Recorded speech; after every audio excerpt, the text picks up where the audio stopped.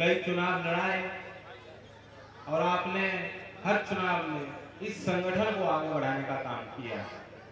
इस चुनाव में भी मुझे पूरी उम्मीद और विश्वास है कि जिस तरह पूर्व में आप एक होकर चलते हो, एक होकर लड़ते हो, एक होकर संघर्ष करते हो, एक होकर चुनाव लड़ाते हो, एक होकर चुनाव जिताते हो, उसी तरह से एक होकर आप आशीर्वाद दोगे इस संगठन को। ये आपका संगठन है। राजनीति में कई पहलू होते हैं, लोगों की महत्वाकांक्षाएं भी होती हैं। ये मेरे व्यक्तिगत अनुभव में पहली बार ऐसा चुनाव हो रहा है कि जिसमें टिकट वितरण व्यवस्था को भी मैंने देखा, कैसे टिकट बांटे जाते हैं, लोग आते हैं अपनी अपनी बात रखते हैं। और मैंने ये देखा कि अक्सर लोग व्यक्तियों के साथ जुड़ जाते हैं क्योंकि एक प्रेम का बंधन होता है और जो आदमी आपके लिए संघर्ष कर रहा है दिन रात, उसके साथ आप जुड़ते हो। तो जब टिकट मांगने आते थे दूसरे जनपदों से कई लोग आते थे कि साहब हम यही टिकट होना चाहिए, खूब कहा। लेकिन जब टिकट अगर उस व्यक्ति का नहीं हुआ तो उसके बाद भी वो आगे कहते थे कोई बात नहीं, पार्टी के साथ रहेंगे। क्योंकि लोगों को पता है कि ये जो संगठन है व्यक्तियों से ऊपर उठते हैं, व्यक्तियों का सवाल नहीं। हो सकता है उत्साह में, हो सकता है गुस्से में कुछ कार्यकर्ता आपको बीच में आकर कहेंगे चुनाव उससे है या चुनाव उससे है। मायावती जी का मैं चुनावी भाषणों में जहां भी जा रहा हूं मैं कह रहा हूं कि मैं मायावती जी की शैली की निंदा करता हूं। जिस तरह से उन्होंने इस प्रदेश को जो दिशा दी है मैं उसकी निंदा आलोचना करता हूं। लेकिन सवाल व्यक्तियों का नहीं है, सवाल मेरा भी नहीं है। मैं चुनाव लड़ रहा हूं और बहुत चीजें दांव पे लगी हैं, आप भी पहचानते हो। लेकिन सवाल सिर्फ मेरा भी नहीं है, सवाल तो ये है कि ये संगठन बहुत प्रेम से आपने बनाया है, बहुत प्रेम से आपने इसको खड़ा किया है, बहुत ही भावना के साथ आप आज भी इसे चलाते हैं। तो ये संगठन हम सबसे ऊपर होना चाहिए। तो इसलिए मैं आपसे उम्मीद करता हूं कि चुनाव में जो आपका एक पुराना रिश्ता है उसकी आप याद रखोगे। मुझे नहीं मालूम मैं किन शब्दों से वोट मांगूं और मैं नहीं समझता मुझे आवश्यकता है। मैं ये समझता हूं कि अगर सार्वजनिक जीवन में ईमानदारी के साथ और सेवा भाव के साथ अगर हम काम करेंगे तो लोग प्रेम के साथ जुड़ेंगे, तो लोग उस ईमानदारी को सराहेंगे और लोग आगे बढ़ेंगे। इसलिए अपने घर में आकर मैं नहीं समझता भाषण देने की मुझे आवश्यकता है। मैं आपके आशीर्वाद पर निर्भर हूं और आपके सहायता की पुकार करता हूं और उम्मीद रखता हूं। बहुत बड़े बड़े मुद्दे हैं, चुनौती बहुत बड़ी, और सिर्फ चुनाव तक साथ नहीं देना होगा, आपको आगे लंबे समय तक मेरा साथ देना होगा। जिस तरह मेरे बाबा को बढ़ा, चुनौतियां बहुत हैं और हमने साथ मिलकर लड़ी भी है, संघर्ष भी किया। जब जमीन का विवाद आया, दिल्ली से लेकर आगरा तक जब जमीन अधिग्रहित करने का प्रयास सरकार ने किया तो एक होकर हमने लड़ाई लड़ी।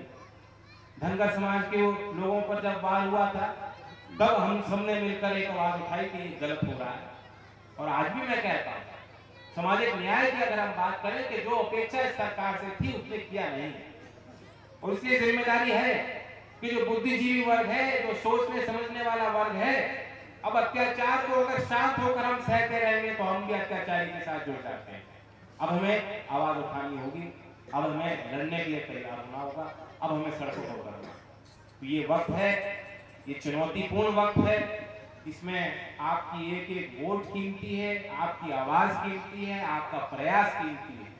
मैं आपके बीच में आकर यही कहूँगा कि परिवार की तरह हम चलते हैं, परिवार की तरह हम रहते हैं और संघर्ष करते हैं। इस परिवार की जो पहचान है उसे आप आगे बढ़ाओ, उस पहचान के साथ मैं जुड़ा हुआ हूँ, उस पहचान के साथ आप जुड़ो, तो इसमें कोई दो राय नहीं है। बहुत समस्याएं होती हैं गांव में, जब मैं जाता हूँ क्षेत्र में भ्रमण करता हूँ तो देखता हूँ गांव में जैसे ही घुसो और देखो क्या व्यवस्था है। कैसा आदमी होगा वो कठोर जिसे दुख ना हो, कैसा आदमी होगा कठोर जो प्रभावित ना हो देखकर। कितनी गरीबी है, कितनी मुश्किलों का सामना करना पड़ता है, ग्रामीण जीवन कठोर है और उम्मीदों से भरा दिल है नौजवान का जो गांव में पलता है। वो भी चाहता है, वो भी देखता है सपना, वो भी चाहता है कि मैं भी खड़ा होकर उसी तरह से उन बुलंद ऊंचाइयों को छूऊंगा। जिसके बारे में टेलीविजन में देखता है, जिसके बारे में अखबारों में पढ़ता है, किससे सुनता है, वो समझता है कि मेरे अंदर भी वो काबिलियत है। लेकिन हर मोड़ पर उसे दबाया जाता है, हर मोड़ पर उसे कहा जाता है कि तू इस लायक नहीं।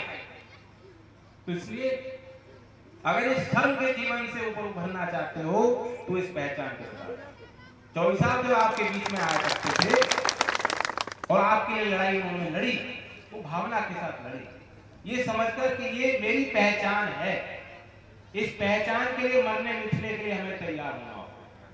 तो इसलिए भावना बहुत जरूरी है।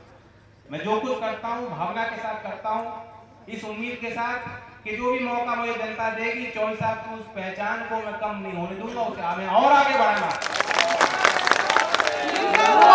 ये आसान फैसला नहीं है, आसान नहीं है। मैं जानता हूँ लोग मुझसे पूछते हैं, पत्रकार बहुत लोगों ने पूछा कि आप सांसद बने हो, क्यों चुनाव लड़ रहे हो? हर 2 साल में चुनाव लड़ना आसान नहीं होता, नहीं होता। और क्यों ये किया जा रहा है? इसलिए कि सिर्फ हम 46 सीटों पर लड़ रहे हैं चुनाव, सिर्फ 46 पे लोकल के चिन्ह पर, और बाकी सीटों पर हम गठबंधन में हैं। हम चाहते हैं कि पूरे प्रदेश में एक संदेश जाए, और मैं ये इसलिए चुनाव लड़ रहा हूं कि सिर्फ यहाँ मथुरा का सवाल नहीं है, मथुरा से संदेश जाए पूरे प्रदेश में, हमारे कार्यकर्ता के अंदर आत्मविश्वास जगे और कहे कि असंभव को हम संभव बना सकते हैं। तो फैसला आपको लेना है, फैसला आपको लेना है। पूरे प्रदेश के बारे में आपको सोचना होगा, और आने वाले समय में राज भी आपको करना है, सरकार को भी आपको आगे दिशा देनी होगी।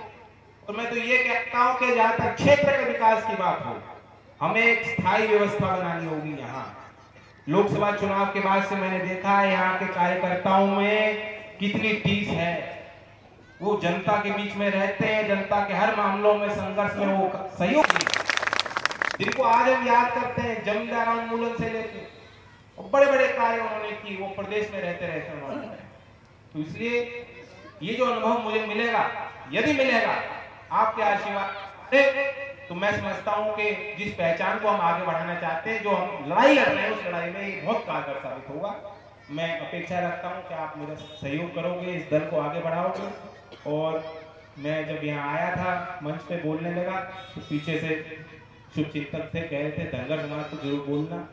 मैं स्पष्ट कर दूं कि मायावती तो कभी बनाएगी नहीं, कभी नहीं बनाएगी, लेकिन हमारी सरकार बनेगी तो पूर्ण रूप से कह रहा हूं, आपके खुला चिट्ठा है, जैसे सरकार बनेगी तो आपको जो प्रमाण पत्र जो प्रदेश सरकार दे सकती है, केंद्र से नहीं होने वाला, प्रदेश सरकार देगी, वहां से जीओ इशू करके धनगर समाज को हम सम्मान दिलाएंगे, भागीदारी करेंगे।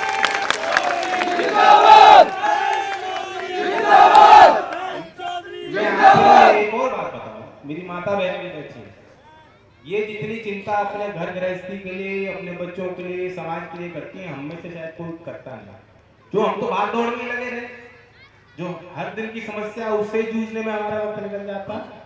तो आज सबसे बड़ी समस्या ग्रामीण क्षेत्र में क्या है, वो ये है कि बच्चों को हम शिक्षित कैसे करें, क्योंकि अब वो जमाना आ गया कि आप खेत में मेहनत करो, उससे गुजारा हो जाएगा, नहीं होने वाला। और ना हमारे बच्चों में, गाँव में मैं जाके देखता हूँ, वो भी चाहते हैं, कोई डॉक्टर बनना चाहता है, कोई इंजीनियर बनना चाहता है, कोई वकालत करना चाहता है, कोई विज्ञान के क्षेत्र में आविष्कार करना चाहता है। तो उनके अंदर की अभिलाषा है, उनके अंदर की प्रतिभा है, लेकिन कैसे उभारी जाए, कौन उभार सकता है? प्रदेश सरकार कर सकती है। इसलिए मैं ये समझता हूं कि ये एक प्राथमिकता हमारी सरकार की होनी चाहिए, कैसे हम अपने उत्तर प्रदेश की जनता को शिक्षित करें।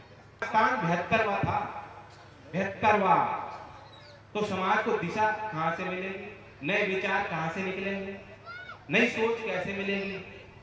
इन बच्चों को देना है, हमें देना है, जो युवा पीढ़ी है उसको करना होगा। तो इसलिए हमें शिक्षा पे विशेष ध्यान देना होगा। मैं तो इस सिद्धांत के साथ जुड़ा हुआ हूँ, समर्पित हूँ। जब मौका मिलेगा तो समय की, जब मौका मिलेगा तो सही चोट मारो, ये भी वादा करना चाहता हूँ। धन्यवाद।